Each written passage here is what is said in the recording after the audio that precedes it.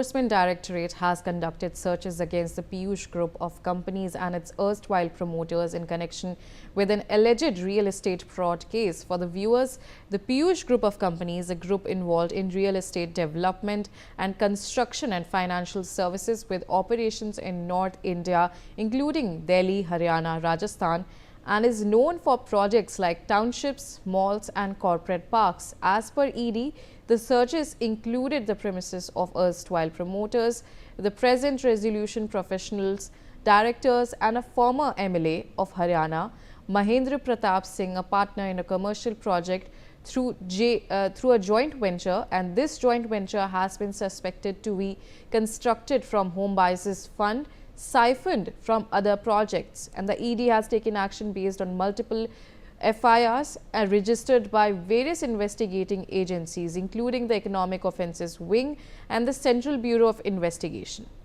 Now, those are the details that are emerging in terms of this story.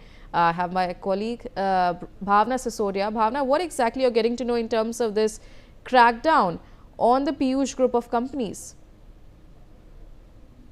कि ED ने Gurugram zonal office से real estate sector में कथित बड़े घोटाले को लेकर पीयूष गोयल ऑफ कंपनी और इसके पूर्व प्रमोटर के ठिकानों पर छापेमारी की थी। ये कार्रवाई मनी लॉन्ड्रिंग की रोकथाम पीएमएलए के तहत की गई थी। ईडी ने फरीदाबाद, पलवल, भिवाड़ी और अन्य जगहों पर चल रही परियोजनाओं से जुड़े मामले में पूर्व प्रमोटर, मौजूदा रेजोल्यूशन प्रोफेशनल डायरेक्टर्स और हरियाणा के पूर्व विधायक महेंद्र प्रताप सिंह के ठिकानों पर भी तलाशी ली थी। मैं आपको बता दूं कि आरोप लगाया गया था कि एक कमर्शियल प्रोजेक्ट का निर्माण दूसरे प्रोजेक्ट के होम बोर्ड को पैसों से किया गया था। जांच एजेंसी के मुताबिक पीयूष ग्रुप ने निवेशकों और घर खरीदने वालों के तय समय पर मकान और सुनिश्चित रिटर्न का लालच देकर 2010 से 2018 के बीच 600 करोड़ रुपए से ज्यादा जुटाए थे, लेकिन ना तो समय पर मकान मिले और ना ही पैसे वापस किए गए। कई मामलों में एक ही फ्लैट को कई लोगों को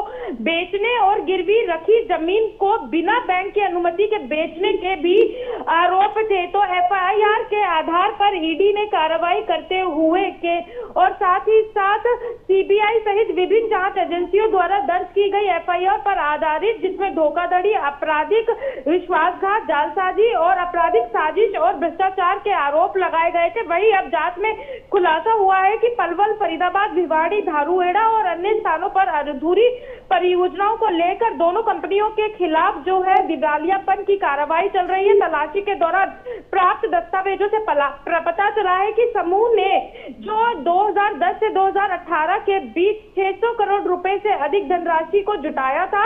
बताया जा रहा है 2000 से अधिक घर खरीदारी प्रभावित हुए हैं और इस परियोजनाओं के निरीक्षण से पता चला कि निर्माण कार्य या तो बहुत पहले ही रुक गया था या 50% से ज्यादा काम ही पूरा हुआ था।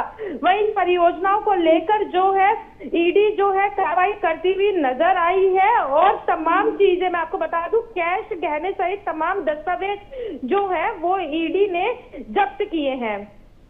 All right, Bhavna, stay on with me. I have more updates that are coming in. Now, lured into a public park through a fake social media account,